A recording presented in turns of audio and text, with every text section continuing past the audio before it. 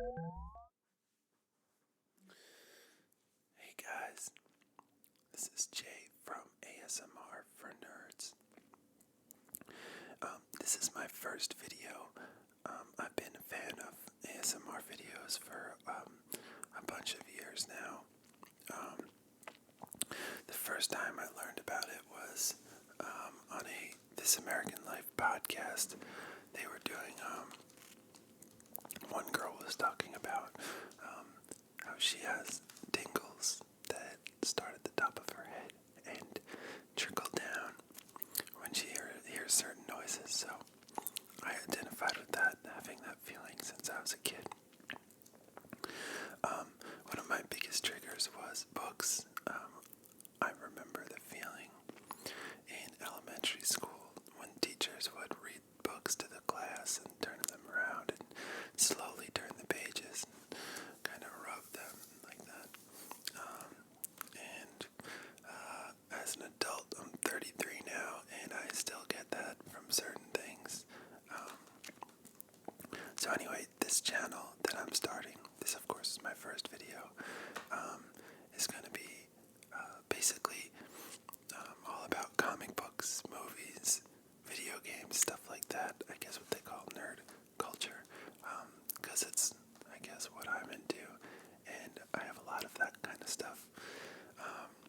So one thing I'm going to do is every week when I go to the comic book store on Wednesday to get my weekly issues, I'll do a rundown of the ones I buy and maybe some stuff that's come out. Or I'm not sure if everyone watching this would be into comic books, but maybe you'll give one a try, or if you are, then I don't know, just write in the comments maybe some suggestions what you think I should read or show. Anyway, so my first video I decided to do the Superman, the Death and Return of Superman omnibus. The reason for that is I know it's now probably 20 years ago, or more even, but this was the first story that got me into comic books when I was a kid. There was something about Superman dying that was kind of weird and I guess exciting in a strange way for me. And just real quick, I do live in Manhattan, New York City, so you might hear some cars in the background or whatever. I know some people don't like that, but it doesn't quite bother me when I watch videos, so hopefully it doesn't bother you. If it's a big issue and you guys want me to continue making these videos, let me know and I will do my best to lessen it, or I don't know, figure something out. Anyway, so let's get started. This book I got it as a gift Christmas maybe 2 years ago, and I just plowed through it. I read it in just a couple of days. When I was a kid, I read the story, the original story, and it was I just read a couple of the issues to get the basic idea, but this is a huge volume. I'll show it to you. I'll turn it around. It's pretty thick and pretty heavy. So this book goes for $100 retail, but you could go on Amazon and probably find it for like $60 or so. So let's get right into it. Of course, you have all the this story also has the Return of Superman, which has a lot of these different Superman characters. You have Cyborg Superman, Steel, Superboy, and the Eradicator. He's my favorite one. He's kind of weird. So we'll get into this.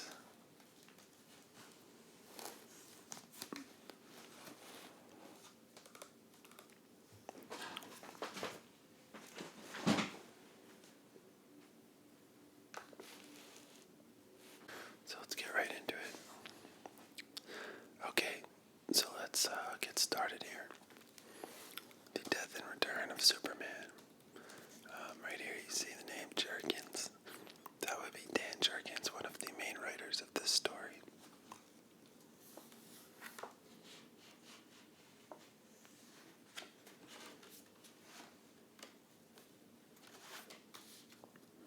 picture of Superman all beat up.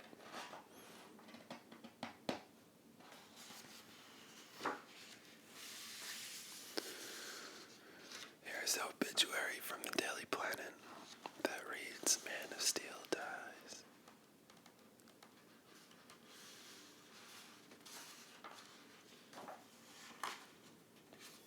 There's a classic image from one of the issues. So you have main writers Dan Jurgens, Carl Kessel, Jerry Ordway, Louise Simonson, and Roger Stern. So Louise Simonson would be the most notable writer here, other than Dan Jurgens, who's still relevant today somewhat. Louise Simonson is the wife of Walt Simonson, who is a very popular writer. He wrote a great Thor run. I don't know if it's the 60s, 70s, or 80s. If any of you know, let me know in the comments. And what she did, and she kind of took on writing. She wrote a lot of Superman, a lot of DC things. She still writes. She even did some Marvel stories. I know she did one for Galactus. Anyway, so Walt Simonson, her husband, invented this character, Beta Ray Bill, who's one of the stranger Marvel characters over time. Pretty interesting guy. One of my favorite Marvel characters, too.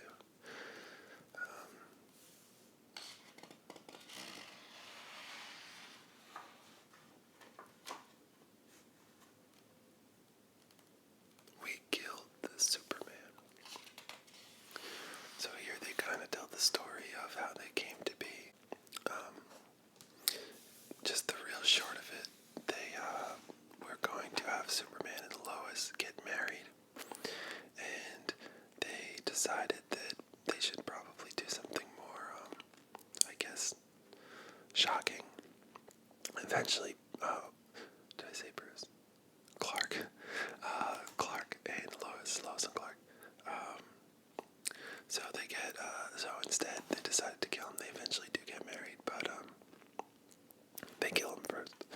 So here is the first appearance of Doomsday.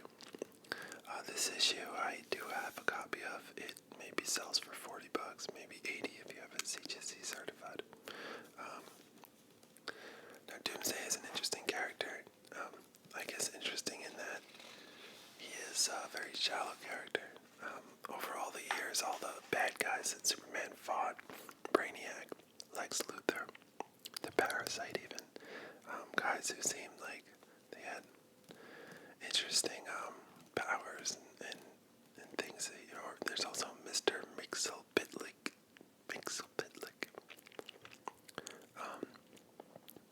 So Doomsday basically is just very strong, and that's his power. And basically how he killed Superman is he punched him to death, which is a weird way to go about it, but I'm into it. Anyway, so this is how Doomsday appears, just punching through a wall, and you see his bone spikes coming out of his hand. And this is the cover of that issue, Superman, the Man of Steel, number 18. This little triangle number has some significance, and I'll go into that a bit later. This issue is written by Louise Simonson.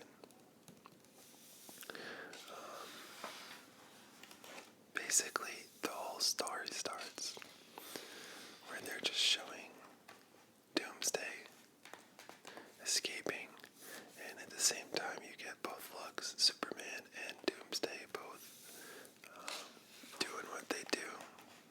Superman is helping these people having this conflict with weird underground mutants.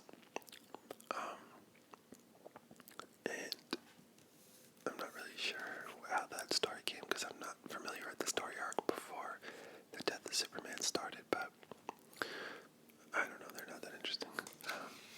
So this issue is basically establishing the fact that you have Superman here, the good guy, doing good guy stuff, and then you have Doomsday, the bad guy, doing bad guy stuff.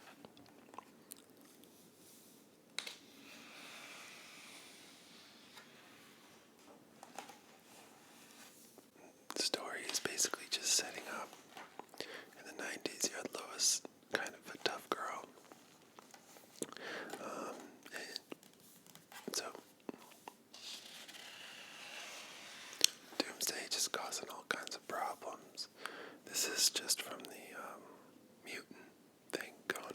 side story that's only real relevance is allowing Superman to do some good.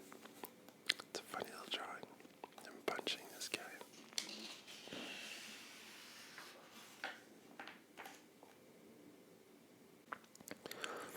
Sorry guys, I do cut out when a louder plane goes by or something. So I apologize for those cuts. Okay, so moving on. We still have just Superman fighting some bad guys.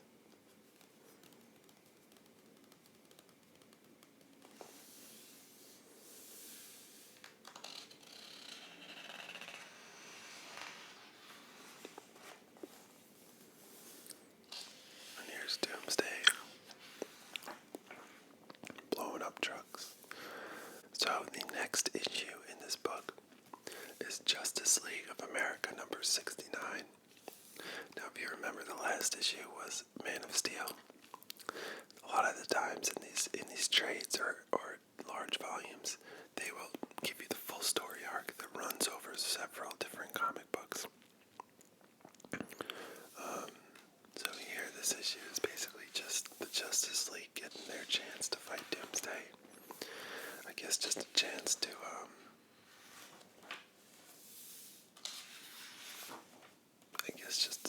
show how strong it is that the Justice League has no chance. Although the Justice League looks a little watered down back then. You have a Blue Beetle, Guy Gardner, who was a Green Lantern, but I guess he wasn't here.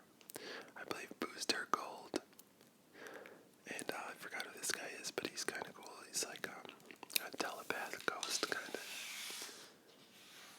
guy.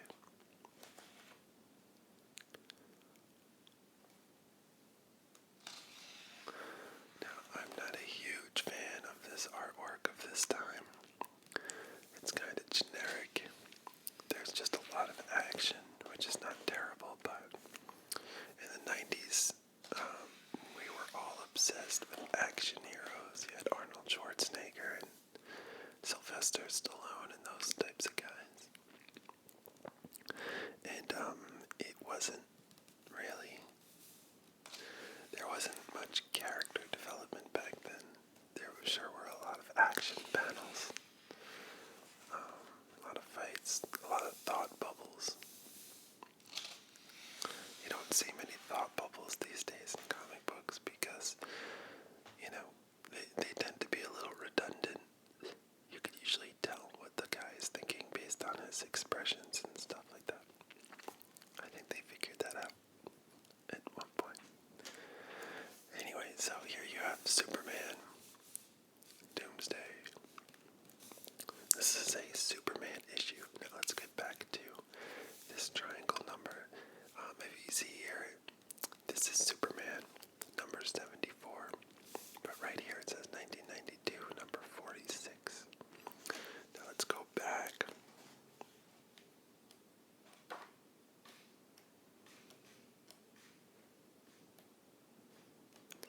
I'm going to go back to the last issue, the Man of Steel issue.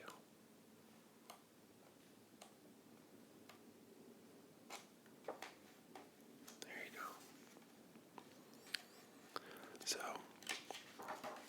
if you see here, this issue is Superman, the Man of Steel, and this issue is just Superman.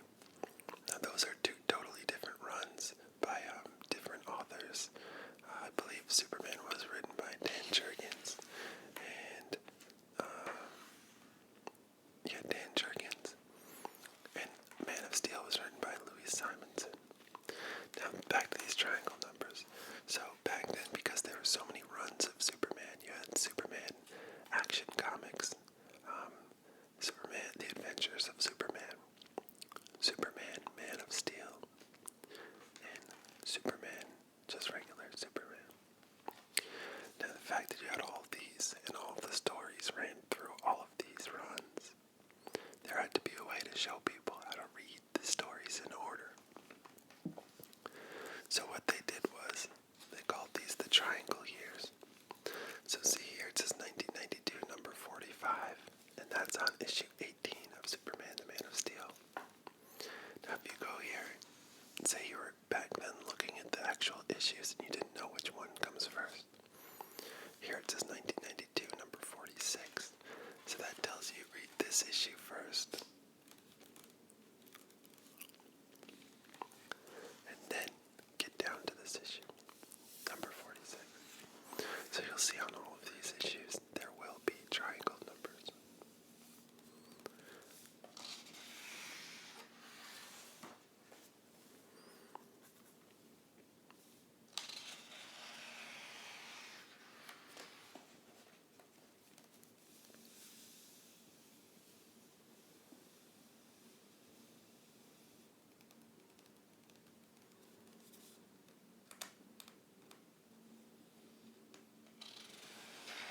Again, the artwork is just not so great. Here we have this character who is your prototypical 90s Generation X kid with a metal death shirt, getting in a fight with his mom.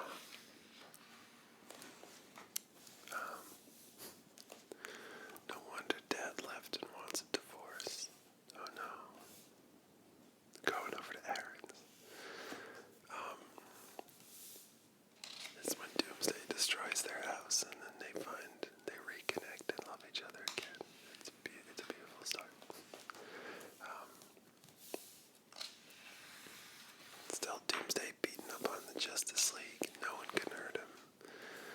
There you go. You start to, his little costume or prison gear starts to fall off. And you start to see him. He's kind of tough looking. I kind of like how he looks. So when Doomsday was, they were talking about who to have kill Superman. One guy, I forgot his name, just came up with this sketch of this super strong guy. And they decided to go with him. The whole idea is that Superman is one big solar-powered battery. And basically, Doomsday was so strong and so invulnerable that Superman just ran out of batteries and he just died. After fighting him over so many issues. Again, back then, action was a huge part of comic books. It still is, but just not in the same way.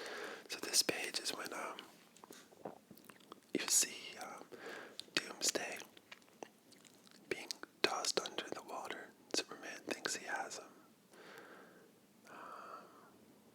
And that might have been the end of Doomsday, although it's not clearly. Next page, he jumps right out. It's just more and more and more action scenes. There's a great couple of panels coming up. So this fight is happening not in Metropolis, I believe, like in Michigan or something. I don't know why that came to mind, but I think I read this story a couple of times, and I think that's where they were fighting.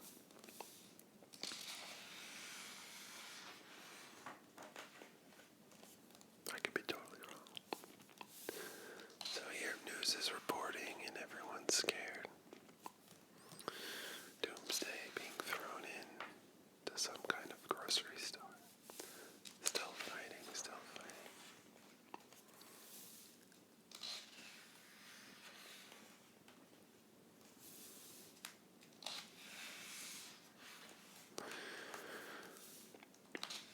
They sure liked blowing things up back then.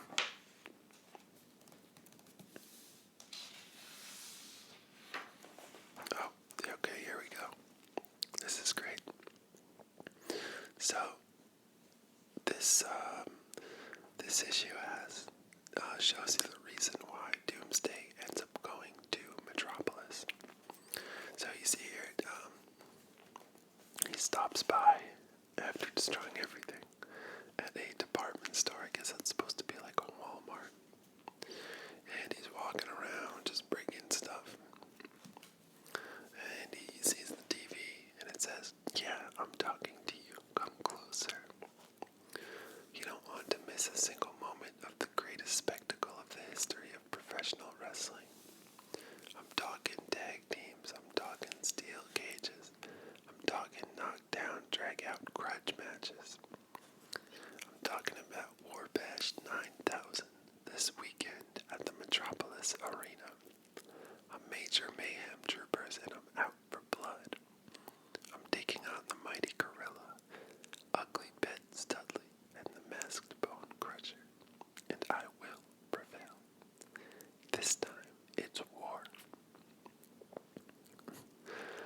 So basically, if you remember here, it says this weekend at the Metropolis Arena. So Doomsday sees an advertisement for wrestling in Metropolis, and he wants to go see it. So he heads to Metropolis. I mean, for a character like Superman, who's been such a huge character for DC Comics over the years, to be killed by a guy who is just strong, not smart, not anything else, just strong, punched to death. And the reason why he was in Metropolis to punch him to death was because he liked to watch wrestling. It's a curious choice, but I think it was appropriate for the time.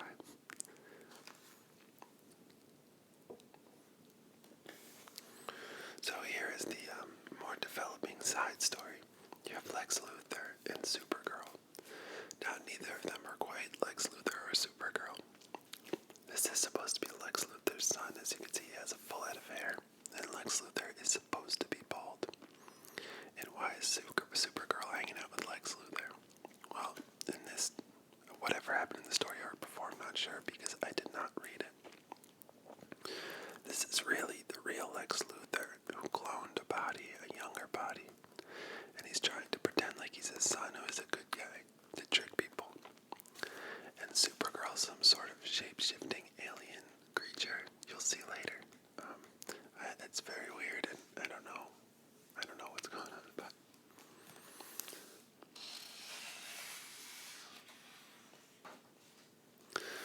their fight is still going on. I believe Superman is just trying his best to keep him away from Metropolis.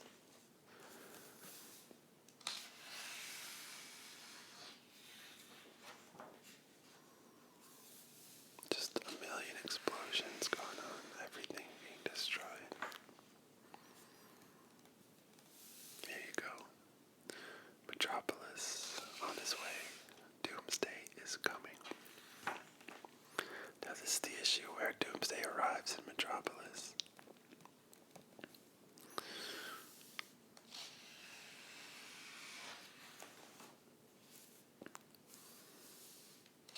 And Superman is doing his best to stop him from arriving in Metropolis.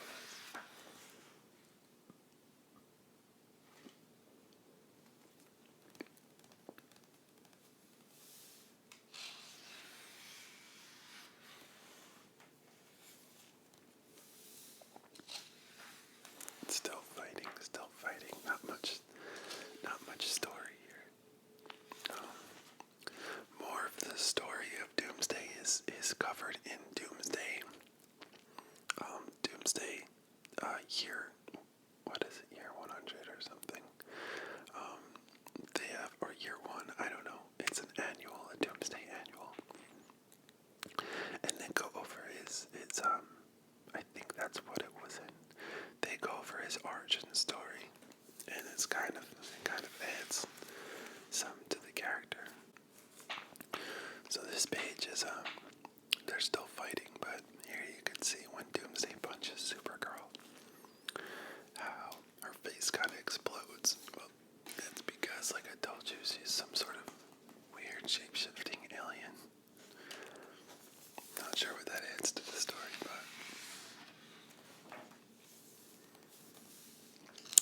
here's Doomsday getting shot at. Everyone's trying to fight him. I like that panel. Superman looks like a weird tough guy with a big chin. I guess that's what he is.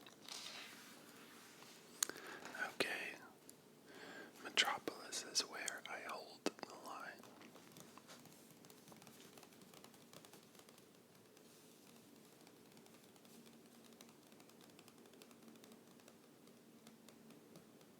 Now, here we have the death of Superman, the issue. When this issue came out, people rushed to get a copy of it. They all thought it was going to be worth millions one day, but because they printed so many and so many people bought it, you can find this issue still in the plastic wrapping for $20. It's a very famous issue and one of my favorite comics ever, just because, again, it was one of the first I bought and read and loved. I've read it a million times. I know every page.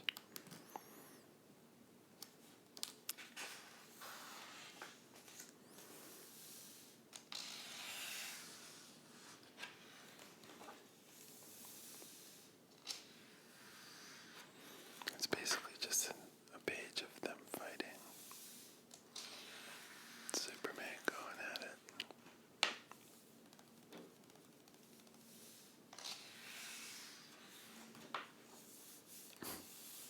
This is when Doomsday pile drives Superman's head into the ground.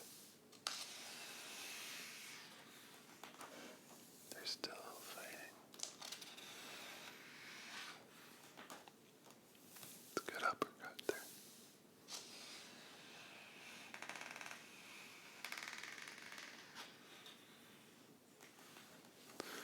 They got some really big panels, fighting scenes.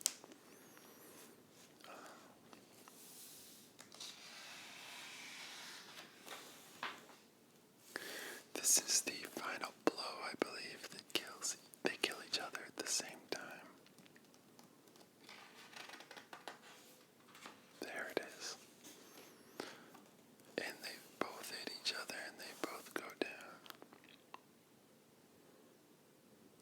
As the day the proudest, most noble man they ever knew finally fell, for those who loved him, one who would call him husband, one would be his pal.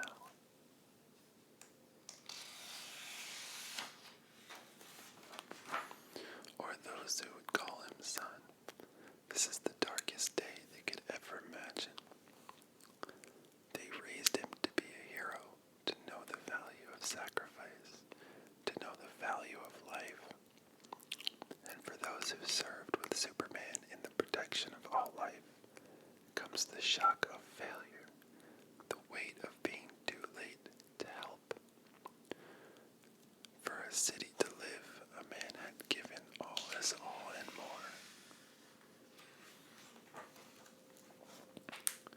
But it's too late, for this is the day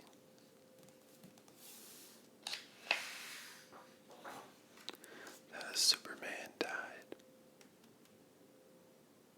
There it is, the famous.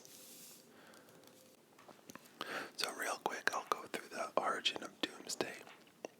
For those of you who don't know it, I don't think it's a widely known origin because I wasn't really gotten into much. So on Krypton, before Kryptonians existed, I guess before animals evolved and whatnot, it was a totally harsh planet. A scientist from another planet came over to Krypton. Of course, it wasn't named Krypton at that point. And wanted to build a super being that could withstand anything. So, he built a lab on Krypton and decided that he was going to clone babies. And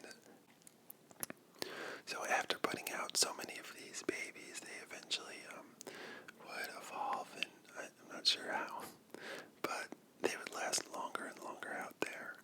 And then he would clone that one that lasted longer, and then clone that one that lasted longer. It eventually became Doomsday, a being that was evolved to withstand any environment. Now, Doomsday eventually, once he reached that point, of course, destroyed the lab and killed the scientist. And so the reason why he wants to kill Superman so much is because he could sense Krypton on Superman, being that he is a Kryptonian. So he knows nothing, he doesn't have any thoughts other than he's angry and wants to destroy, and especially wants to destroy anything that reminds him of Krypton. So that's the story of Doomsday. We'll keep going here. I'm going to skip forward a bit because now we're into the Funeral for a Friend series. This is basically they just go on what it's like. Everybody's crying. What the world would be like without Superman.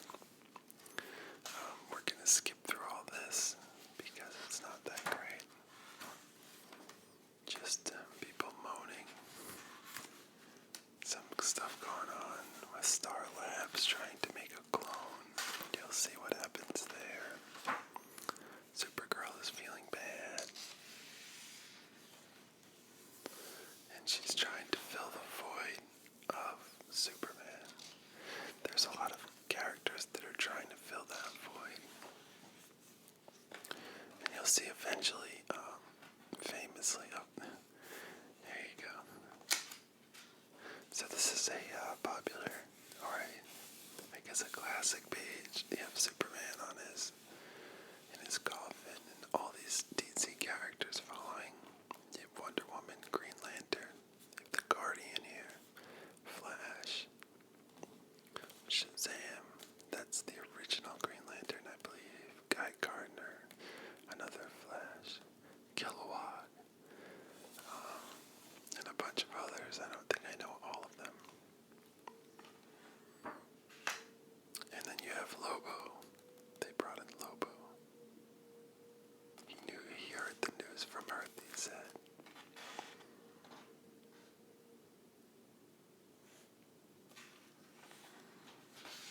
Here's some guy trying to profit off of the death of Superman.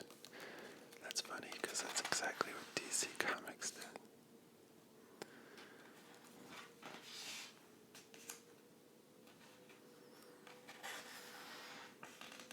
You have Bill and Hillary here. Let's see what they have to say.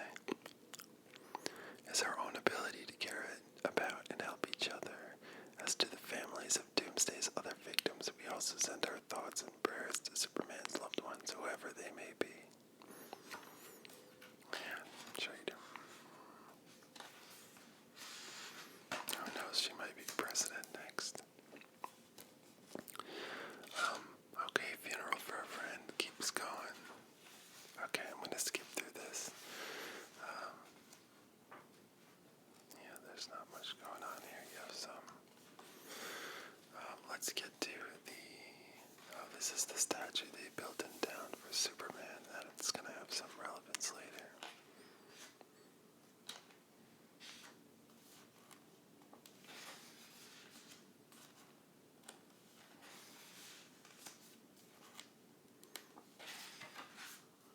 See, it's just like non-stop action.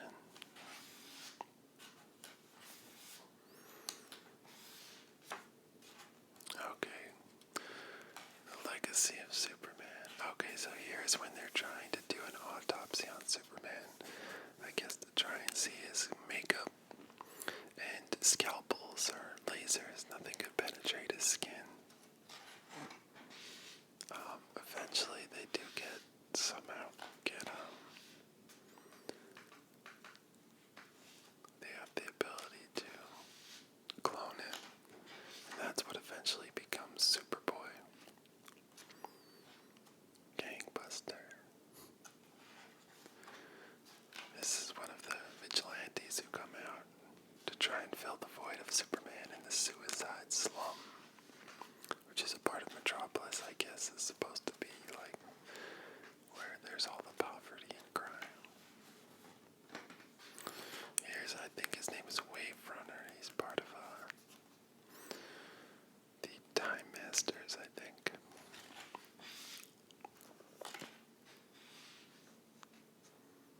Oh, okay, this is when things got a little weird. This issue has some flashbacks. So, Jonathan Kent is thinking back of Superman and Clark when he was a kid. Some weird tote. There's a lot of weird stuff that's going on here. I guess they had to tie together all these weird storylines.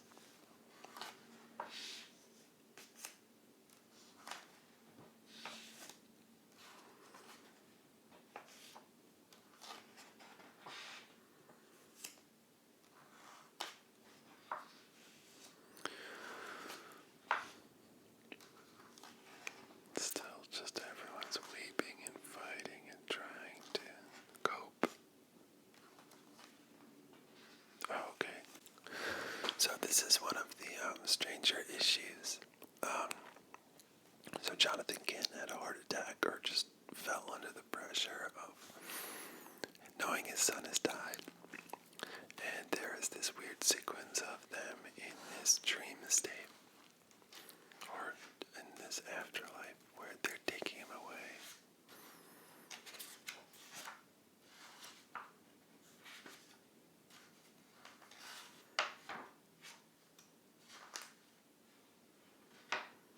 It's just more of gangbuster fighting. There you go, there's more of the dream state. It's more, it got kind of weird. Basically, Jonathan Kent is in the afterlife of some sort, and he is trying to regain connection with his son, Clark. Here is Kismet, the corruption. She's beyond the corruption of demons. Your quest has thrust you into my light, human. So Kismet is going to help him find. So here's Superman in the afterlife, seemingly accepting death, and Jonathan is telling him not to.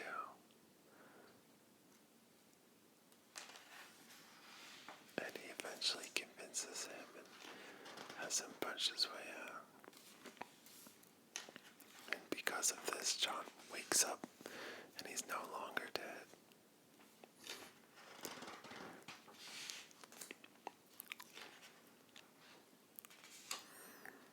So now he says, okay, so here is the first emergence of one of the Supermen. So this is Steel, John Henry Irons, who is also acting as a vigilante in the wake of Superman's death. Here is the Eradicator fighting crime too. There he is.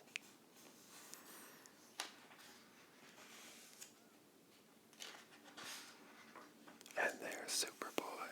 So all of these alternate Supermans were emerging, all with different powers, but similar powers. Not quite as strong, but not as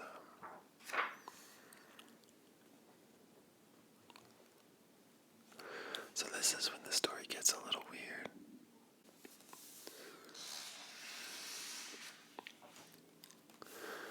This is a guy who's in the Fortress of Solitude, who's being held there as pure energy or something. Now, I have not read this in about 2 years. I've read this whole story maybe 3 times, and a lot of it is confusing, and I don't quite remember every little detail.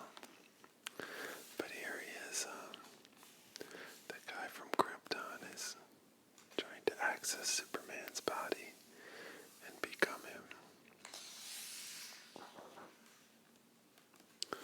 See, this is, I believe his name is Bibbo.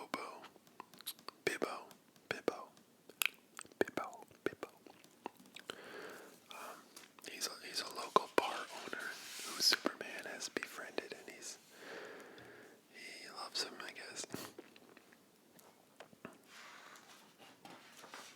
So here we have the Eradicator fighting crime, and what makes the Eradicator different from Superman, and what confuses people, is that the Eradicator, although he fights bad guys, he kills them. So that's suggestive that he is not quite the same Superman. Here's the introduction of Steel. I think Steel and the Eradicator are my favorites of them. Steel is was an ex-scientist who built this weapon that was so strong that he had a problem with it being made, and he quit that, and he went on to just work for himself and live in Suicide Slum. Now I think there's a little touch of sprinkle of racism in this story arc about how there's a lot of gang stuff, and here he's playing basketball, and he's this huge, I don't know, it's skimming the surface of racism, at least. But the 90s, they were still just getting over some of this stuff.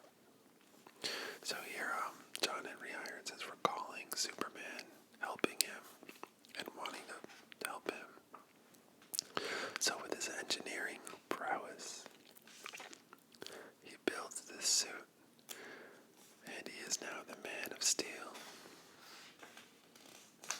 And he's running around saving people. Now he can't quite fly the same way Superman can, but he does have these rocket legs.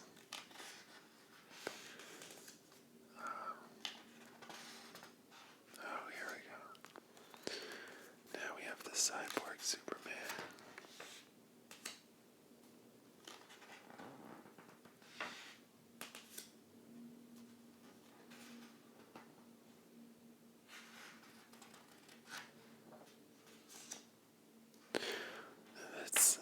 I'm not reading a lot of this to you, or much of it at all, because I'm hoping maybe one day you guys will read it, if you haven't.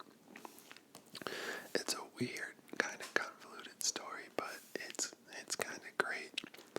It's if you like comic books, if you're just into the new like independent kind of image books like Saga and Walking Dead and stuff like that.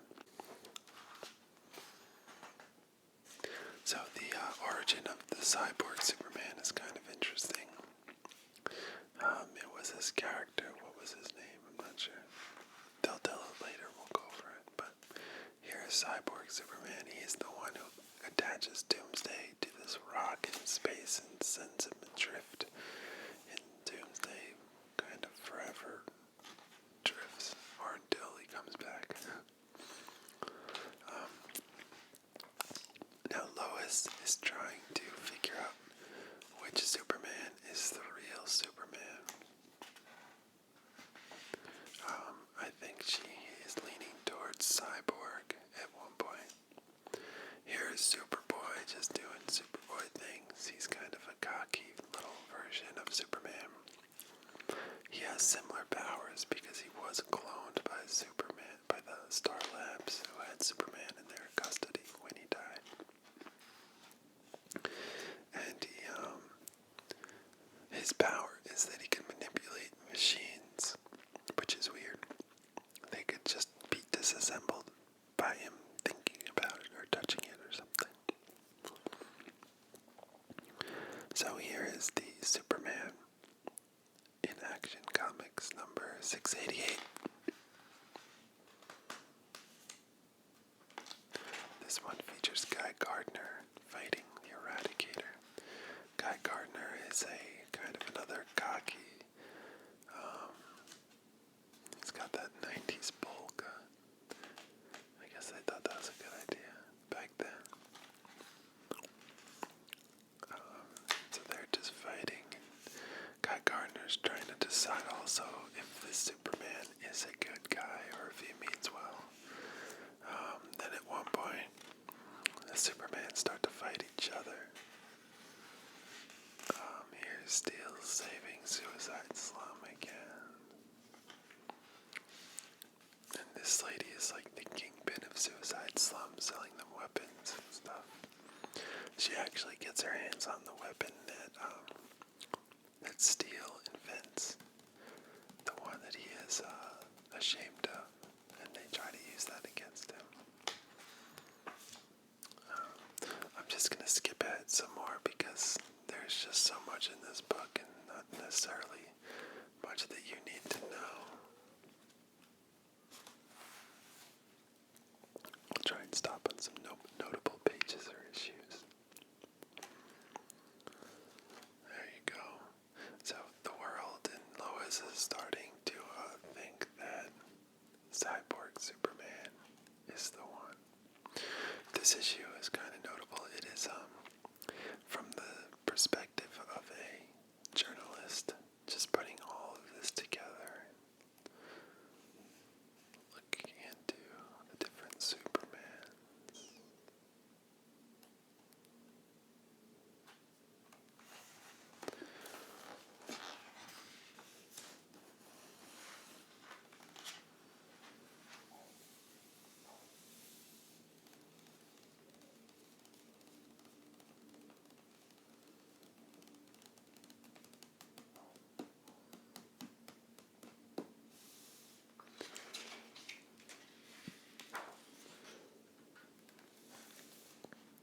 skip ahead some more. Let's see if we missed anything. Yeah, just more fighting and fighting and fighting and fighting and fighting and fighting. They don't stop the fighting. Blowing up bridges. Here we go. Just insane scenes of destruction.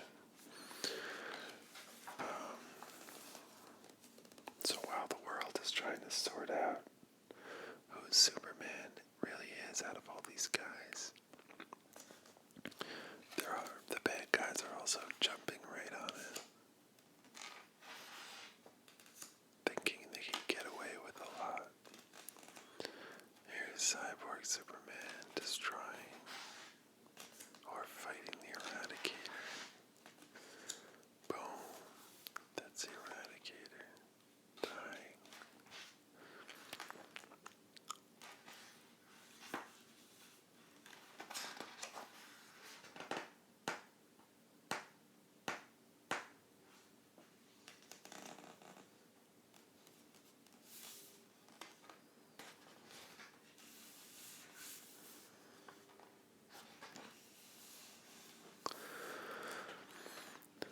No, they're still going.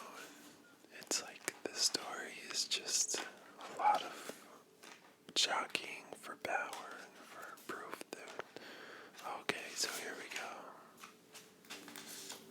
You have Mongol, one of Superman's oldest enemies.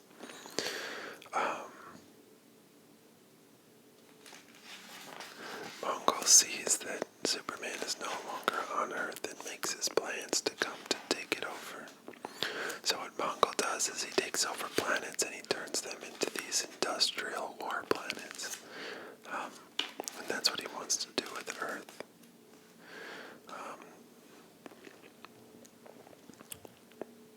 So basically at this point, Ghost City, which is the city that Green Lantern is from, is being slowly taken over by Mongol and all his robotic stuff. See, that's the whole city being encapsulated by Mongol. This is basically setting up the final scene, or the final act of this.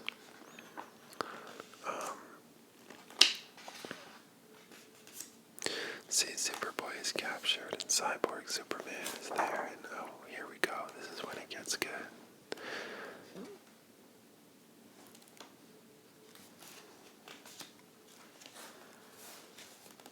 And here is Superman, or whatever this was. There's this this robot that has walked its way through the water throughout this story. And emerging from it or inside of it is this mysterious creature who is likely the real Superman. Superboy is still captured. Still captured. The fights are still going on. And here's Mongol again, facing down Cyborg Superman. Now, Cyborg Superman turns out to be quite the bad guy. His origin is talked about here. Eventually, I believe. Unless I read that somewhere else. But we'll get into that. Because he becomes a pretty significant figure in DC Comics for years to come.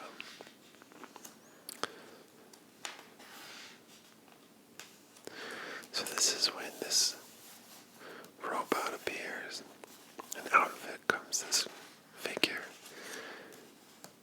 And it looks like it is the real Superman, although he has this long 80s hair. Now, this is one of my favorite versions of Superman. He is the long-haired mullet Superman. A friend of mine went to Comic-Con and bought me this figure of Superman with the super long hair, and it's great.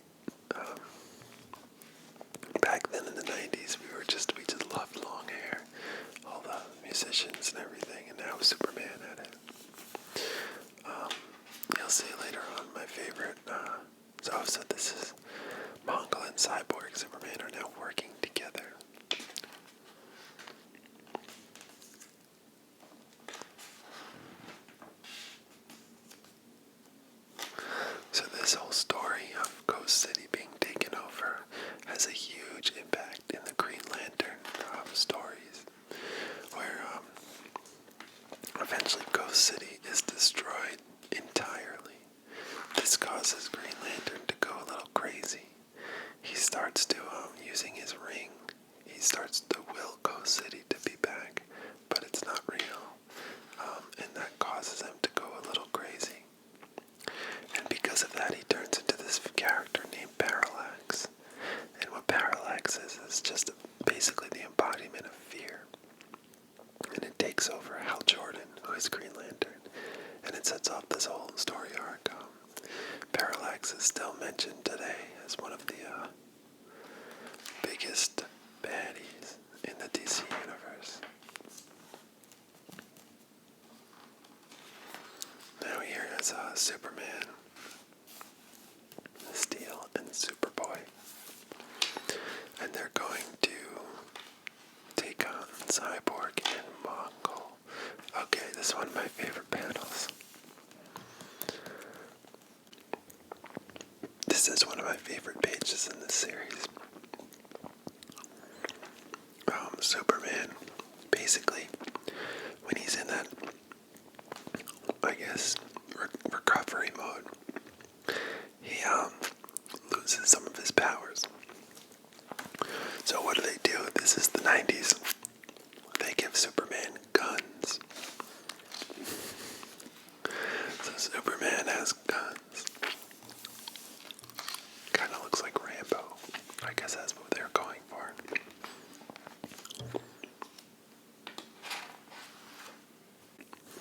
So here's Superboy about to display his unique power.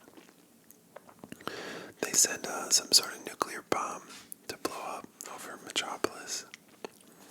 And Superboy uses his weird ability to manipulate machines to disable it and blow it up before it gets there. Now here's just Superman and Steel fighting. Trying to get to Cyborg. There you go. So the Eradicator, here's this quick story of him, and I'll read it to you. Throughout the millennium story, here's the story of the Eradicator.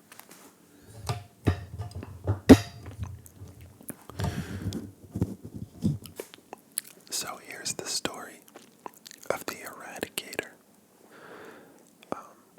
I'll read it to you. Throughout the millennia, it existed as an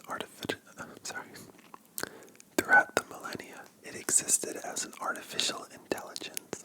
The Eradicator knew only logic and data. Even when it first assumed humanoid form and sought to remake the Earth in the image of Krypton, it looked upon the planet as little more than raw materials. It had none of the passion, none of the love that Superman felt for our world. All emotions, whether human or Kryptonian, were alien to it. All that began to change when the Eradicator was reborn in the image of Superman. His mind was open to new thoughts and newer, ever more complex ways of thinking and of feeling. He learned the ways of passion and of rage and power and of glory. And may heaven help us all. So that's the Eradicator. Basically just a being of energy that took on Superman in the void.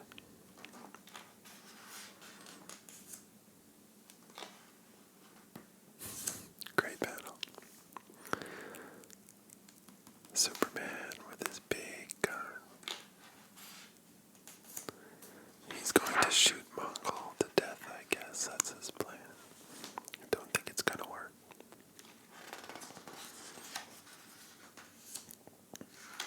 This is when the help of Green Lantern is requested.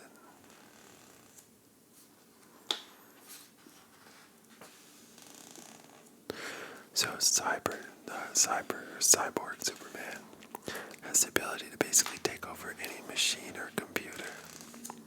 So the general idea of him is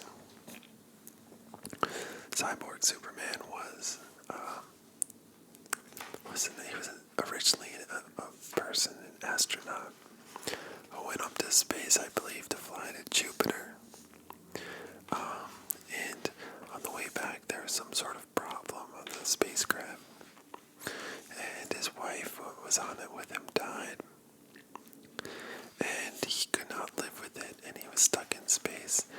somehow, I totally forgot how something happened where he somehow merged with the spaceship machinery. I don't know if it's some sort of accident or blast or something. And when he came back to Earth, he was basically a living machine, and he could assimilate with other living machines. Or other machines. So, when Superman died, he kind of built this body. Half human, half machine.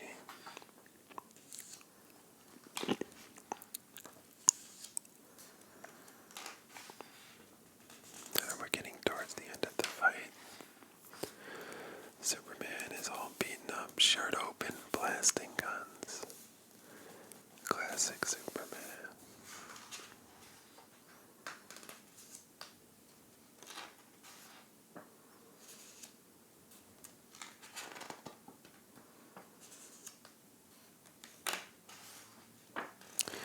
I'm not giving you too much of the story again, so maybe you would want to read it. I'm just giving you the idea, how it looks, not much of the details.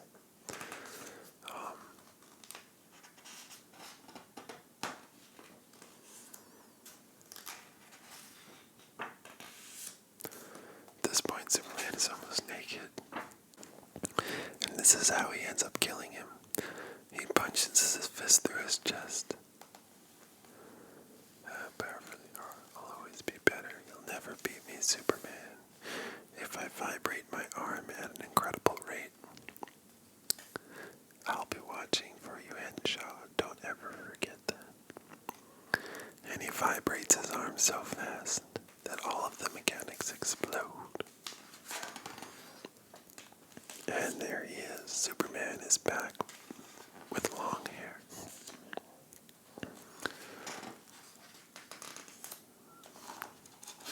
So basically what happened was Superman was not entirely dead. Like I said before, he's like a big solar battery. And that fight with Doomsday basically depleted the battery. But it just took a while for him to come back, that's it.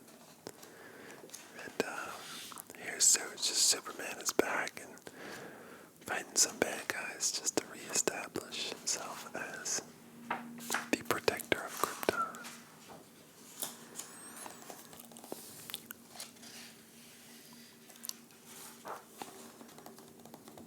There he is with the long hair and the beard.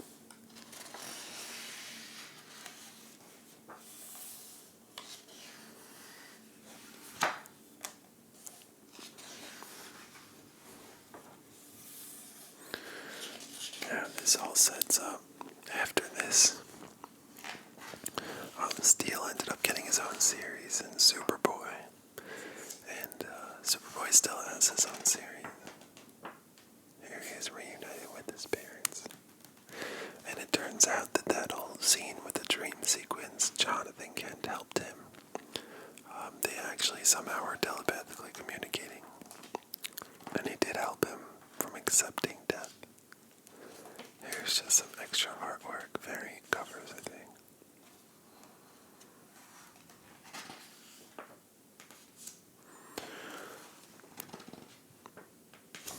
That's a great one. Now Superman and Doomsday have met in several times since. In the past year, there was an event called Doomed.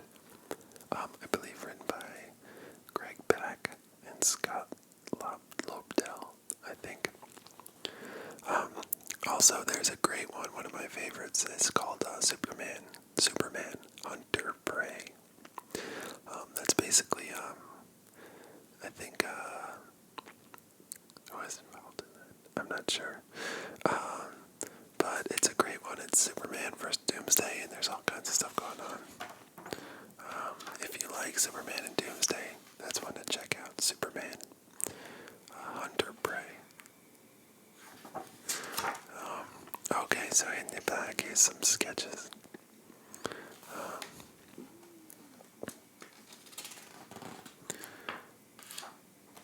It's interesting to see just the concept art.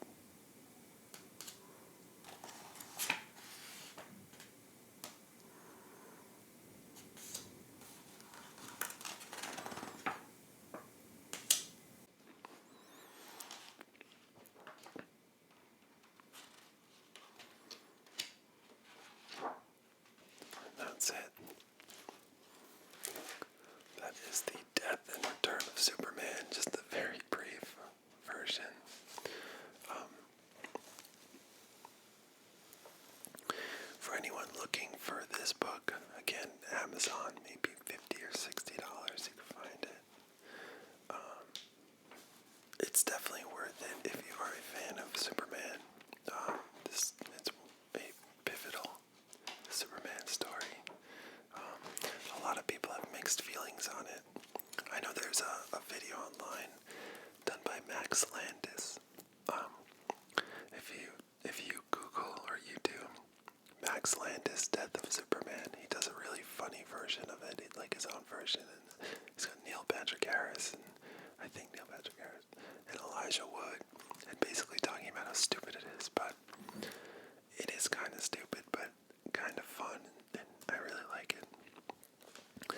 So guys, that was the death and return of Superman. I'm going to be doing some videos soon. My next video will be the comics I bought this week, and I will be doing that weekly. I appreciate you guys watching. Being that this is my first video, I really would like some feedback, some ideas to make it better, maybe with sound or video or anything. Content, if there's anything you want to see, certain comic book characters or story arcs, I'd love to do that. I have a ton of comic books, thousands and hundreds of trades, so chances are I have something from each character. I'm also going to do some variant issue and signed issues and sort of, shows like that or videos like that. Okay, that's it.